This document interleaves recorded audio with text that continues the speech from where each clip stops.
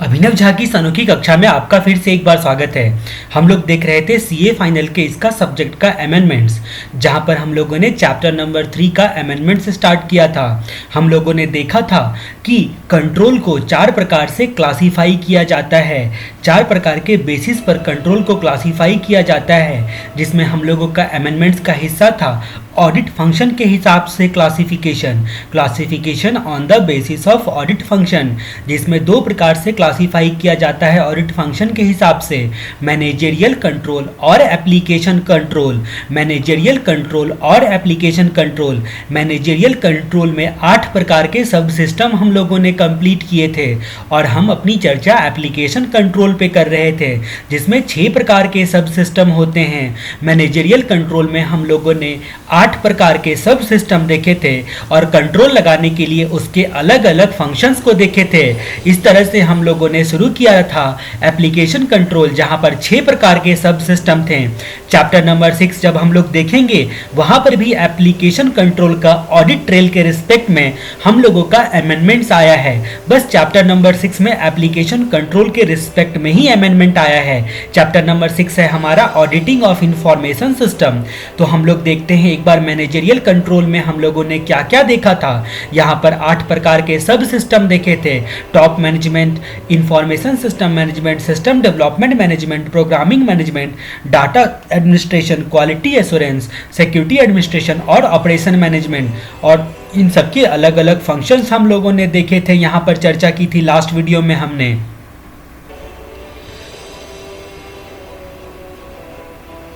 अब हम लोग एप्लीकेशन कंट्रोल के बारे में देखते हैं। एप्लीकेशन कंट्रोल में 6 प्रकार के सब सिस्टम हम लोगों ने देखे थे।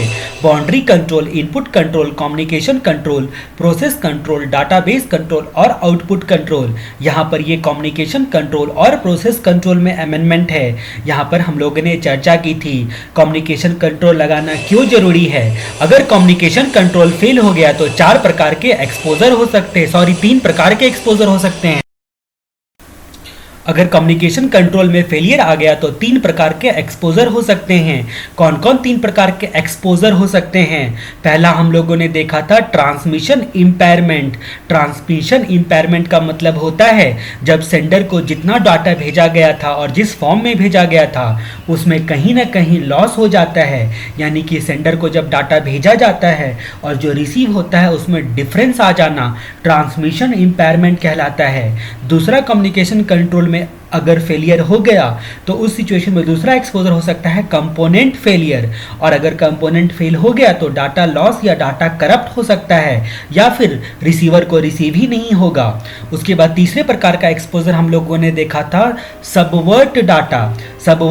सबवर्ट का मतलब होता है उलट पुलट कर देना। तो डाटा को कोई हॉस्टाइल पार्टी जो है वो उलट पुलट कर देता है, वो तीसरे प्रकार का एक्सपोजर हो सकता है। तो कम्युनिकेशन कंट्रोल में हम लोगों ने देखा था कि अगर कम्युनिकेशन कंट्रोल फेल हो गया तो 3 प्रकार के एक्सपोजर हो सकते हैं, ट्रांसमिशन इम्पेयरमेंट, कंपोनेंट फेलियर और सबवर्ट डाटा। इसमें हम लोगों ने देखा था कम्युनिकेशन कंट्रोल में फिजिकल कंपोनेंट कंट्रोल के बारे में। 5 प्रकार के कंपोनेंट होते हैं, मतलब कम्युनिकेशन करने के लिए आपको कंपोनेंट की जरूरत तो पड़ेगी ही, और 5 प्रकार के कंपोनेंट और उसके कंट्रोल के रिस्पेक्ट में हमने चर्चा की थी। फिर कम्युनिकेशन करने के लिए कम्युनिकेशन का लाइन तो होगा ही, तो लाइन में एरर आ सकता है, तो ऐसा सिस्टम लगाया जाता है कि लाइन के एरर को डिटेक्ट करे और लाइन के एरर को करेक्ट करे। उसके बाद फ्लो कंट्रोल हम लोगों ने देखा था लास्ट वीडियो में। फ्लो कंट्रोल में हम लोगों ने देखा था जब एक नोड से दूसरे नोड पे डाटा ट्रांसमिट होते रहता है तो अगर सेंडर का और रिसीवर का स्पीड अगर बराबर नहीं है तो फिर नेटवर्क जाम हो सकता है। इसकी वजह से फ्लो कंट्रोल लगाया जाता है। और लिंक कंट्रोल के बारे में हम लोगों ने देखा था कि एक नोड दूसरे नोड से आपस में कनेक्ट रहे अच्छे तरीके से, उसमें लिंक प्रॉपर बना रहे, इसकी वजह से लिंक कंट्रोल होता है। तो ये 4 प्रकार के कम्युनिकेशन कंट्रोल के बारे में हमने चर्चा करी थी। आज हम लोग टोपोलॉजी कंट्रोल को, चैनल एक्सेस कंट्रोल को और इंटर नेटवर्किंग कंट्रोल को देखेंगे। यहाँ पर हम लोग देखते हैं फिजिकल कंपोनेंट कंट्रोल में हम लोगों ने 5 प्रकार के कंपोनेंट्स देखे थे। ट्रांसमिशन मीडिया, जिसमें गाइडेड या बाउंड मीडिया ट्रांसमिशन मीडिया का एक टाइप होता है, और दूसरा अनगाइडेड मीडिया के बारे में हमने चर्चा करी थी। फिर communications line, modem, port protection device और मल्टीप्लेक्सर एंड कॉन्सेंट्रेटर, ये सब फिजिकल कंपोनेंट होते हैं। उसके बाद हम लोगों ने देखा था line error control, error detection और एरर करेक्शन इसमें लगाया जाता है। उसके बाद फ्लो कंट्रोल और लिंक कंट्रोल। अब हम लोग चर्चा करते हैं टोपोलॉजिकल कंट्रोल के बारे में। टोपोलॉजी का मतलब क्या होता है? वे। टोपोलॉजी का मतलब क्या होता है? वे, जिससे जो भी कंपोनेंट होते हैं, यहाँ पर नेटवर्क के जो भी कंपोनेंट होते हैं वो आपस में इंटर रिलेटेड और अरेंज रहते हैं। टोपोलॉजी के बेसिस पर इंटर रिलेटेड और अरेंज रहते हैं। जैसे कि ये अलग अलग मान लो कि नोड्स हैं और सब आपस में एक दूसरे से लिंक कर दिए गए हैं और सब कुछ इस तरीके से अरेंज है कि आपस में ये लोग कम्युनिकेशन अच्छी तरीके से एस्टेब्लिश कर पाए।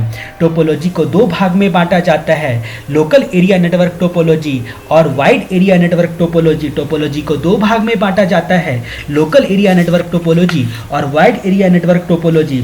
टोपोलॉजिकल कंट्रोल क्या दर्शाता है? टोपोलॉजी एक्चुअली में क्या दर्शाता है? तो टोपोलॉजी जो भी आपके नेटवर्क के नोड्स होते हैं, जो भी ये सारे मान लो नोड्स हैं, तो नोड्स का लोकेशन को दर्शाता है और नोड्स एक दूसरे से किस तरीके से लिंक है उसके लिंक को दर्शाता है। और इन लिंक के बीच में, इन नोड्स के बीच में आपस में ट्रांसमिशन की कैपेबिलिटी को दर्शाता है। इन लिंक के बीच में आपस में ट्रांसमिशन की कैपेबिलिटी को दर्शाता है।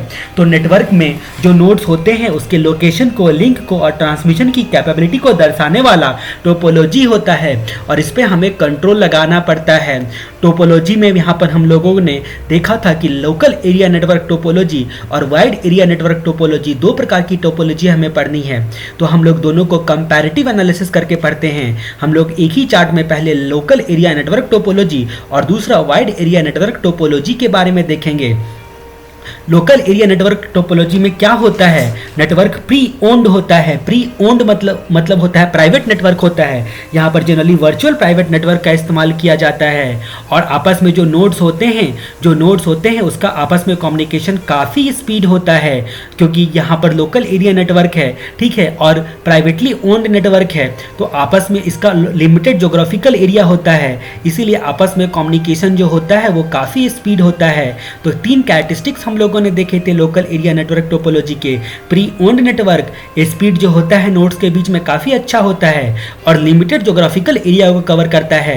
जबकि वाइड एरिया नेटवर्क को हम लोग कंपैरेटिव एनालिसिस करके अगर पढ़ते हैं तो वहाँ पर नेटवर्क जो होता है वो अदर पार्टी का नेटवर्क होता है। नेटवर्क और उसका कंपोनेंट जो होता है वो अदर पार्टी का होता है। दूसरी बात हम लोगों ने देखी थी कि वाइड एरिया नेटवर्क का स्पीड जो होता है रिलेटिवली स्लो होता है। ये हम लोगों ने फास्ट ट्रैक रिवीजन में देखी थी, इसलिए मैं बार बार बोल रहा हूँ कि हम लोगों ने देखा था, ठीक है। तो स्पीड जो होता है वो रिलेटिवली लो होता है, ठीक है। मैं उम्मीद करके चल रहा हूँ कि आपने फास्ट ट्रैक रिवीजन या रेगुलर कोर्स की डीवीडीज में से कोई डीवीडीज ली होगी या दोनों ली होगी और सुना होगा, कम से कम फास्ट ट्रैक रिवीजन जो जरूर सुना होगा। तो इसलिए हम लोग बात कर रहे थे यहाँ पर वाइड एरिया नेटवर्क की। वाइड एरिया नेटवर्क में पहला कैरेक्टरिस्टिक्स क्या होता है? अदर पार्टी ओनर होता है नेटवर्क का और उसके कंपोनेंट्स का।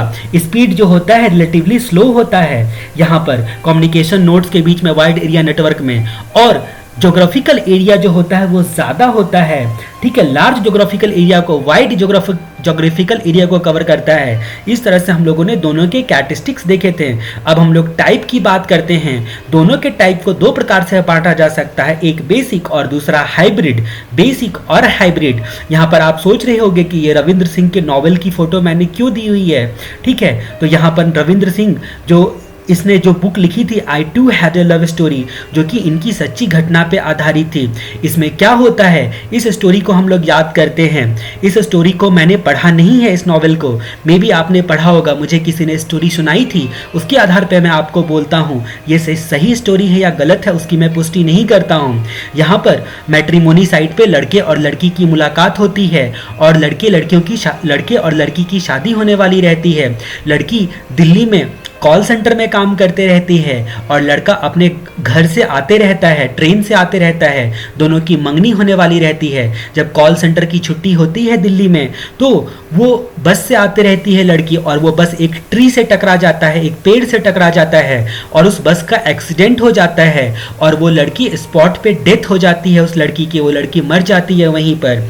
और इधर ट्रेन में जो लड़का आते रहता है वो मंगनी करने के लिए आते रहता है उस लड़की के साथ।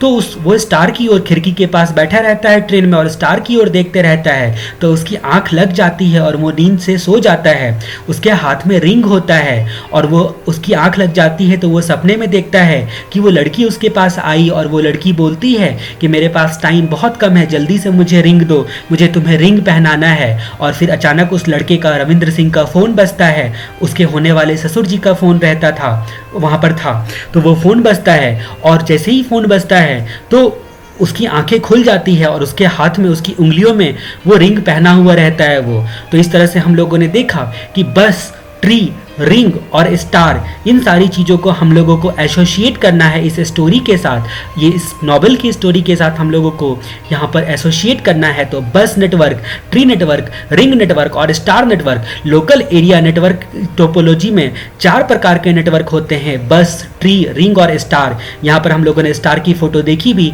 कि स्टार की फ़ोटो कुछ इस तरीके से बनेगी।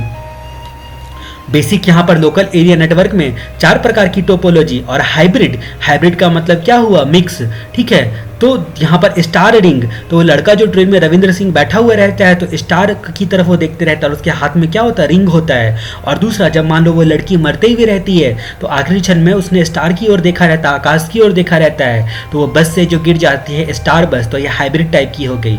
अब हम लोग वाइड एरिया नेटवर्क के टाइप्स की बात करते हैं, वाइड एरिया नेटवर्क के टोपोलॉजी के टाइप की बात करते हैं। यहाँ पर बस को छोड़कर सारे प्रकार के, जो यहाँ पर वाइड एरिया नेटवर्क टोपोलॉजी में बस को छोड़कर सारे प्रकार के नेटवर्क होते हैं, यानी कि ट्री, रिंग और स्टार नेटवर्क होते हैं। और ये वाला भी स्टार रिंग होता है लेकिन स्टार बस नहीं होता है। तो बस को छोड़कर सारे प्रकार के नेटवर्क होते हैं। तो लैंड टोपोलॉजी के बारे में हमने देखा। मैं आपको फिर से बता दूं, लैंड टोपोलॉजी और वैन टोपोलॉजी को हम लोगों ने कंपैरेटिव एनालिसिस करके पढ़ा, जिसमें पहला भाग आता है कैरेक्टरिस्टिक्स। लैंड में प्री ओन्ड नेटवर्क होता है, लैंड में क्या होता है, प्री ओन्ड नेटवर्क होता है। लेकिन वैन में, वाइड एरिया नेटवर्क टोपोलॉजी में अदर पार्टी ओनर होता है नेटवर्क और उसके कंपोनेंट का। लोकल एरिया नेटवर्क में स्पीड जो होता है नोड्स के बीच, वो काफ़ी स्पीड ज़्यादा अच्छा होता है, लेकिन रिलेटिवली लो होता है वाइड एरिया नेटवर्क में स्पीड।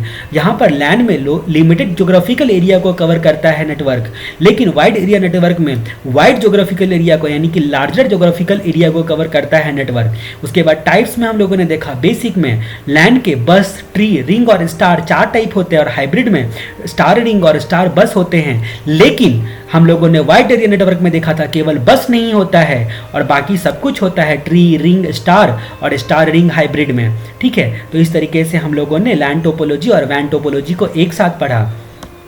अब हम लोग बात करते हैं चैनल एक्सेस कंट्रोल के बारे में। मान लो कि बहुत सारे लोग हैं आपके पास और एक इंसान 2 भाषाएं जानता है, एक इंसान 2 भाषाएं जानता है और एक इंसान 2 भाषाएं जानता है और आपको उन लोगों के बीच में एक चेन इस तरीके से बनाना है कि एक इंसान पिछले वाले जो लाइन में खड़ा इंसान है और आगे वाला जो लाइन में इंसान खड़ा है उसकी भाषा को समझ पाए।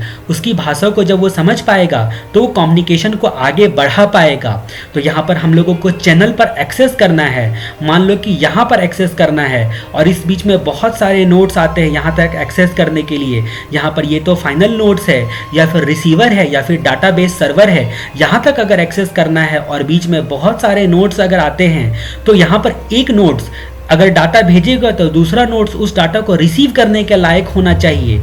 एक नोड्स अगर इसको डाटा भेजेगा तो जाहिर सी बात है कि एक जैसा नेटवर्क होगा या एक जैसा स्ट्रक्चर होगा या इनपुट को रिसीव करने की कैपेबिलिटी रखता हो, तभी उसको प्रोसेस करवा के इसको ट्रांसमिट कर पाएगा, अदरवाइज ट्रांसमिट हो ही नहीं पाएगा। फाइनल ऑब्जेक्ट क्या है, रिसीवर के पास पहुंचना या डाटाबेस के पास पहुंचना, यानी कि चैनल एक्सेस करना। तो चैनल एक्सेस कंट्रोल, तो यहाँ पर एक्सेस करने के लिए 2 प्रकार के टेक्निक का इस्तेमाल किया जाता है।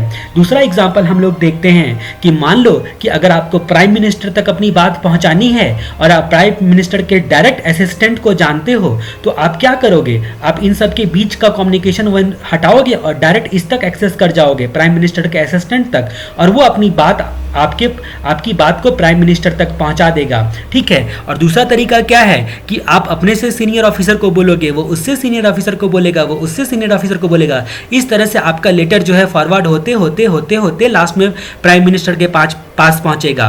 तो हम लोग ने कंट्रोल टेक्निक के बारे में इस एग्जाम्पल से चर्चा की, ठीक है। हमारा इसका जो एग्जाम्पल हमने देखा उसके हमारे वास्तविक जीवन से कोई संबंध नहीं है, मतलब हमारी स्टडी मेटेरियल से कोई संबंध नहीं है। ये सिर्फ मैंने आपको नोट्स का कनेक्शन को यहाँ पर याद करवाने के लिए बताया।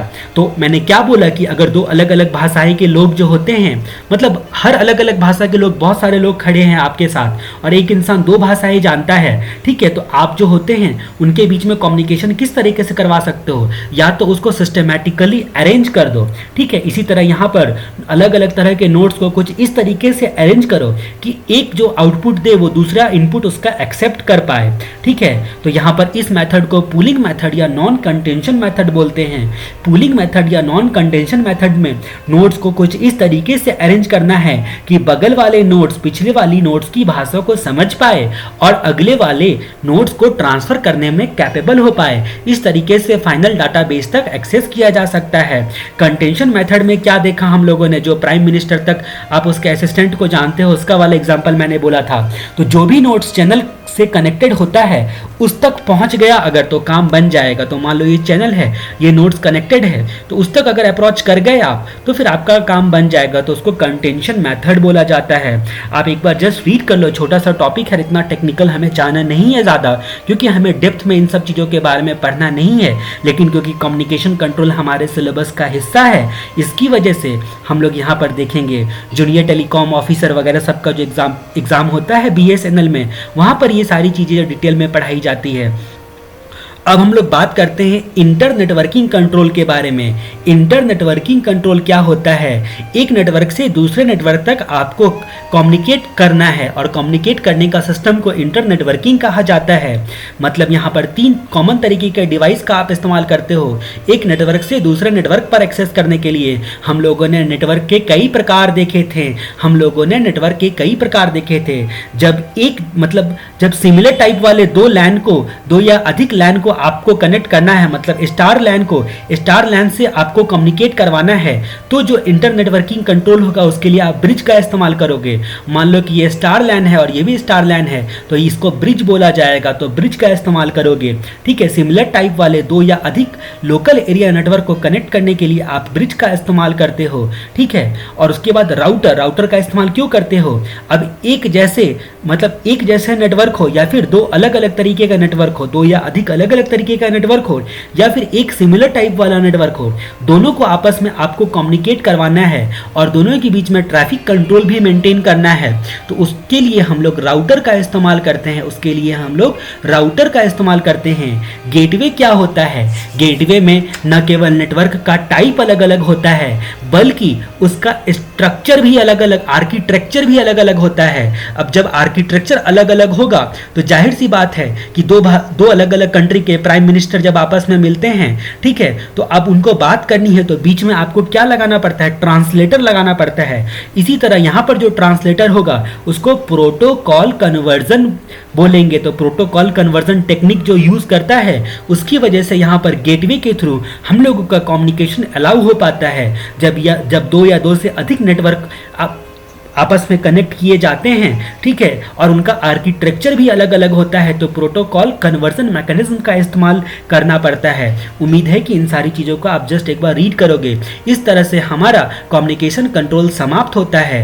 अब हम लोग बात करते हैं डाटा प्रोसेसिंग कंट्रोल के बारे में। डाटा प्रोसेसिंग कंट्रोल, तो आप अगर इंफॉर्मेशन टेक्नोलॉजी को याद करते हो IPCC लेवल पे जो आपने पढ़ा था, आपने वहाँ पर सुना था कि अरिथमेटिकल एंड लॉजिकल यूनिट, ठीक है, अरिथमेटिकल और लॉजिकल यूनिट 2 तरीके का काम परफॉर्म करने वाला प्रोसेसर कहलाता है, ठीक है। तो अरिथमेटिक और लॉजिकल 2 तरीके का फंक्शन जो है सिस्टम परफॉर्म करता है, यानी कि आपको प्रोसेसिंग करवाना है, और जब प्रोसेसिंग करवाने के लिए कोई कमांड छोड़ा जाएगा या कोई डाटा इनपुट डाला जाएगा तो वो टेम्प्रोरी किसी मेमोरी में स्टोर रहता है, उसको हम लोग रैम बोलते थे, ठीक है। तो रियल मेमोरी और वर्चुअल मेमोरी का कंसेप्ट हम लोग जानेंगे। तो प्रोसेसिंग कंट्रोल में, तो प्रोसेसिंग कंट्रोल ऑपरेटिंग सिस्टम एक ऐसा प्लेटफॉर्म होता है जिस पे एप्लीकेशन लगा हुआ होता है, और उस एप्लीकेशन और ऑपरेटिंग सिस्टम ये दोनों क्या करते हैं? हार्डवेयर और सॉफ्टवेयर को आपस में इंटरैक्ट करवाते हैं, जिसकी वजह से एक्चुअल में ऑपरेशन परफॉर्म हो पाता है। और प्रोसेसिंग हो पाता है। तो यहाँ पर हम लोग प्रोसेसर कंट्रोल में सबसे पहले देखते हैं कंपोनेंट।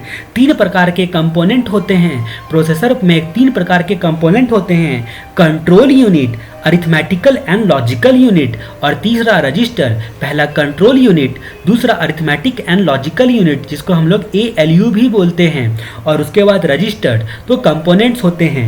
अब 4 प्रकार के प्रोसेसर पर कंट्रोल लगाया जाता है। पहला कंट्रोल होता है error detection and correction control. तो यहाँ पर प्रोसेसिंग के दौरान होने वाले एरर को डिटेक्ट करना और करेक्ट करना। जैसे मान लो कि आप एक साथ मल्टीपल एग्जीक्यूशन करवा रहे हो, बहुत सारे प्रोसेस कर रहे हो, और उसमें से क्या होता है कि कोई नॉट रिस्पॉन्डिंग हो जाता है या कोई प्रोग्राम हैंग हो जाता है, तो एरर को डायरेक्ट डिटेक्ट करके अपने आप करेक्ट किया जाता है। तो ये जो कंट्रोल होता है उसको error detection and correction control बोलते हैं। दूसरा हम लोग बात करते हैं मल्टीपल एग्जीक्यूशन स्टेट्स।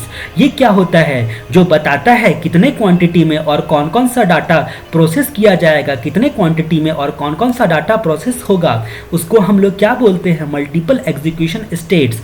और टाइमिंग, यहाँ पर टाइमिंग कंट्रोल क्या होता है? टाइमिंग कंट्रोल का मतलब होता है कौन और कब कैसे प्रोसेस होगा जब आप मल्टीपल प्रोसेसिंग करवा रहे हो। तो कंपोनेंट रेप्लिकेशन का मतलब क्या होता है?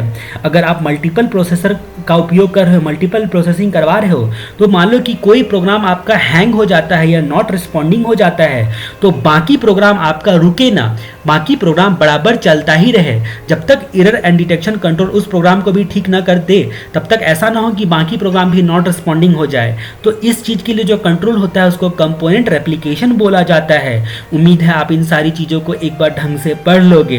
अब हम अपनी चर्चा को आगे बढ़ाते हैं। अब हम लोग बात करते हैं प्रोसेसिंग करवाने के लिए जब आप कमांड छोड़ते हो या इनपुट डालते हो, तो वो टेम्पोररी एक मेमोरी में स्टोर हो जाता है, जिसको आप प्राइमरी मेमोरी या फिर रैम बोलते हो। ठीक है, उसमें स्टोर हो जाता है प्रोसेसिंग एग्जीक्यूट करने के दौरान।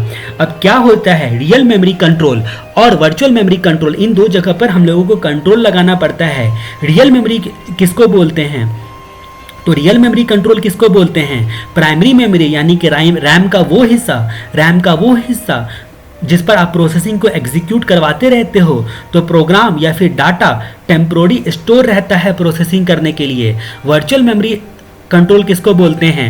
रैम में क्या होता है? किसी पार्टिकुलर प्रोग्राम के लिए स्पेस अलॉटेड रहता है। अब किसी प्रोग्राम के लिए स्पेस मान लो इतना अलॉटेड है, उसके अलावा उसको एक्सेस मेमोरी लग जाती है, उसको थोड़ी और मेमोरी चाहिए, तो टेम्पोररी यहाँ पर वर्चुअल मेमोरी क्रिएट कर लेता है रैम। तो उसको हम लोग वर्चुअल, उस पर भी कंट्रोल लगाना जरूरी है। ठीक है, मान लो कि इतना स्पेस अलॉट किया गया है किसी प्रोग्राम के लिए। ठीक है, यहाँ पर हम लोगों ने देखा था मल्टीपल एग्जीक्यूशन स्टेट्स और यहाँ पर देखा था टाइमिंग कंट्रोल। तो मल्टीपल एग्जीक्यूशन जब आप करवाते रहोगे उस वक्त क्या होगा? हर एक प्रोग्राम के लिए स्पेस रैम ऑटोमेटिकली अलॉट कर देता है। मान लो इतना स्पेस अलॉट किया, लेकिन जब प्रोग्राम एग्जीक्यूट होने लगा तो उसको ज़्यादा स्पेस की ज़रूरत पड़ेगी। एक्सेस स्पेस जो लगता है उसी को वर्चुअल मेमोरी कहा जाता है।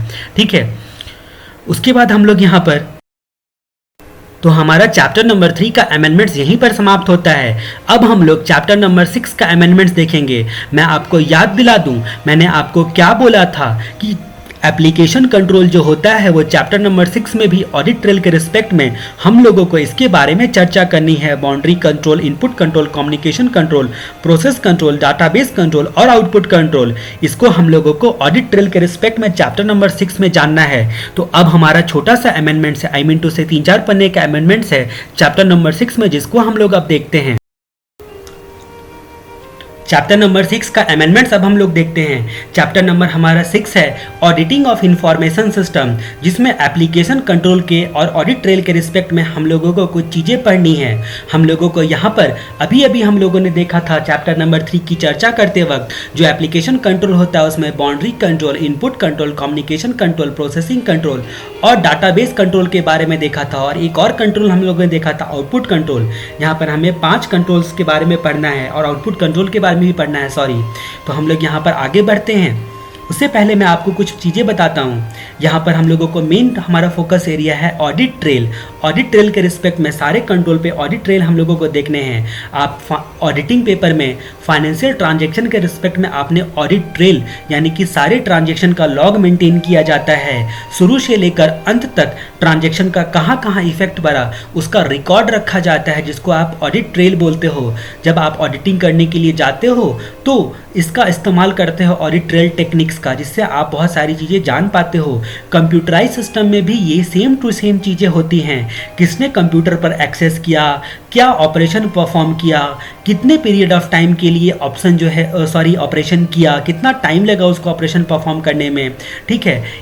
ये सब चीज़ें ऑडिट ट्रेल में आ जाएगी। कंप्यूटर के रिस्पेक्ट में एक separate audit trail software product आता है जो कि नेटवर्क पे लगा दिया जाता है, जिसके थ्रू कोई भी नोट्स के बारे में हम लोग जानकारी इकट्ठा कर सकते हैं। ऑडिट ट्रेल करने का क्या फ़ायदा होता है, सिक्योरिटी मेंटेन होती है और अगर कोई डाटा लॉस हो गया तो उसकी रिकवरी की जा सकती है। ये दो फायदे होते हैं। हम लोगों का कंप्यूटराइज सिस्टम में ट्रांजेक्शन को ट्रेस 3 लेवल पे किया जाता है ऑडिट ट्रेल के माध्यम से, यानी कि 3 लेवल पर ऑडिट ट्रेल लगाया जाता है, यूजर लेवल, एप्लीकेशन लेवल और सिस्टम लेवल। याद रहे, यूजर लेवल, एप्लीकेशन लेवल और सिस्टम लेवल 3 लेवल पे ऑडिट ट्रेल लगाया जाता है, जिसमें हम लोगों को एप्लीकेशन लेवल की चर्चा करनी है। तो हम लोग यहाँ पर देखते हैं एप्लीकेशन कंट्रोल। एप्लीकेशन कंट्रोल क्या होता है? ये एक सिक्योरिटी प्रैक्टिस होता है जो कि अनऑथराइज एप्लीकेशन का एग्जीक्यूशन करने से ब्लॉक कर देता है या फिर रिस्ट्रिक्ट कर देता है। जब रिस्क आता है, जो उसका प्री डिफाइंड रिस्क होता है वो आता है, तो अनऑथराइज ट्रांजैक्शन को, अनऑथराइज प्रोसेसिंग को वो एग्जीक्यूट नहीं होने देता है, ब्लॉक कर देता है या रिस्ट्रिक्ट कर देता है, यानी कि इसी को एप्लीकेशन कंट्रोल कहा जाता है। एप्लीकेशन में हम लोगों ने देखा था 6 प्रकार के सब सिस्टम होते हैं: boundary control, input control, communication control, process control, output control और डाटाबेस कंट्रोल। अब हम लोग इसकी चर्चा आगे बढ़ाते करते हैं। ऑडिट ट्रेल के रिस्पेक्ट में हर एक कंट्रोल का हम लोगों को एक देखना है अकाउंटिंग ऑडिट ट्रेल और दूसरा होता है operational audit trail, operations audit trail. तो अकाउंटिंग ऑडिट ट्रेल क्या होता है? जितने भी अकाउंटिंग ट्रांजैक्शन होते हैं, जितने भी फाइनेंशियल टर्म के ट्रांजैक्शन होंगे, उसका रिकॉर्ड रखना, उसका लॉग रखना मेंटेन करके, वो अकाउंटिंग ऑडिट ट्रेल कहलाता है। और क्या ऑपरेशन किया उसका लॉग रखना ऑपरेशन ऑडिट ट्रेल कहलाता है। तो हम लोग सबसे पहले बात करते हैं बाउंड्री कंट्रोल के बारे में। बाउंड्री कंट्रोल के बारे में हम लोग यहाँ पर सबसे पहले बात करेंगे कि कैसे और क्या कंट्रोल लगाया जाएगा। सबसे पहले हम लोग यहाँ पर एक टेबल दिया गया है, application control and audit trail करके, टेबल नंबर 6.7.1 आपके स्टडी मेटेरियल के अनुसार टेबल नंबर 6.7.1। तो वहाँ पर हम लोग देखते हैं बाउंड्री कंट्रोल क्या होता है, उसके बारे में हम लोग देखते हैं। बाउंड्री क्या होता है? जब यूज़र और रिसोर्सेस या फिर सर्विस के बीच जो इंटरफेस पाथ होता है, यहाँ पर यूज़र है, यहाँ पर रिसोर्सेस एंड या फिर सर्विसेज है, किस जगह पे? तो सिस्टम में, ठीक है। तो इसके बीच में जो पाथ होता है, यूज़र जो एक्सेस करेगा यहाँ तक, उसके बीच में जो पाथ होता है उसको बाउंड्री कहा जाता है। उस पर प्रॉपर कंट्रोल लगाना चाहिए ताकि ऑथेंटिक यूज़र ही वहाँ पर और ऑथेंटिक यूज़र ही एक्सेस कर पाए रिसोर्सेस या सर्विसेज तक और ऑथराइज काम ही परफॉर्म कर पाए। उसके बाद हम लोगों का आता है इनपुट कंट्रोल, यानी कि इनपुट पूरा वैलिड होना चाहिए, इनपुट चेक होने के बाद ही फीड होना चाहिए डाटा में, और उसके बाद एरर डिटेक्शन मैकेनिज्म उसमें लगा हुआ होना चाहिए। कम्युनिकेशन कंट्रोल क्या होता है? कम्युनिकेशन लाइन, कम्युनिकेशन के कंपोनेंट, कम्युनिकेशन के फ्लो, इन सब पे कंट्रोल लगाना कम्युनिकेशन कंट्रोल कहलाता है, जो कि हम लोगों ने अभी अभी डिटेल में चर्चा करी है। प्रोसेसिंग कंट्रोल किसको बोलते हैं? इनपुट जब फीड कर दिया गया, जब इनपुट डाल दिया गया, उसके बाद क्या होगा? आउटपुट निकलने के बीच जो काम होता है उसको प्रोसेस करना बोलते हैं। और सारे के सारे प्रोसेस का जो होता है वो ट्रैक मेंटेन होना चाहिए, सारा प्रोसेस ठीक तरीके से होना चाहिए। इसकी वजह से कंट्रोल लगाना प्रोसेस कंट्रोल कहलाता है। आउटपुट कंट्रोल क्या होता है? आउटपुट जो होता है वो आपके प्री डिफाइंड टाइम के हिसाब से हो, प्री डिफाइंड फॉर्मेट में हो, इन सब के लिए कंट्रोल लगाया जाता है। और उसके रिस्पेक्ट में ऑडिट ट्रायल हम लोग अभी जानेंगे। फिर डाटाबेस, तो डाटाबेस में सेट ऑफ रूल्स के हिसाब से, यानी कि डाटाबेस का जो रूल होता है उसको हम लोग सिंटेक्स बोलते हैं। तो डाटाबेस रूल्स के हिसाब से भी अपनी रिट्रीवल और बाकी एक्टिविटी को परफॉर्म कर सके, और इस पर भी एक्सेस करने के लिए सिक्योरिटी मैकेनिज्म लगाई जाती है, जो कि चैप्टर नंबर 3 में हम लोगों को डिटेल में पढ़ना है इन सब के बारे में। अब हम लोग सबके ऑडिट ट्रेल के रिस्पेक्ट में देखते हैं। जैसा कि मैंने बोला, हर एक का दो प्रकार का ट्रेल होता है। एक अकाउंटिंग ऑडिट ट्रेल जो कि सारे ट्रांजैक्शन के रिकॉर्ड्स को मेंटेन करके रखता है, और दूसरा ऑपरेशन ऑडिट ट्रेल यानी कि क्या क्या टास्क परफॉर्म किया उसके रिकॉर्ड को मेंटेन करके रखता है। सबसे पहले हम लोग बात करते हैं बाउंड्री कंट्रोल के बारे में। तो बाउंड्री क्या होता है हम लोगों ने जाना ही कि बाउंड्री क्या होता है। जब सिस्टम और रिसोर्सेज तक आपको यूजर को पहुंचना रहता है तो रास्ते का जो पाथ होता है उसका रिकॉर्ड यहाँ पर रखा जाता है।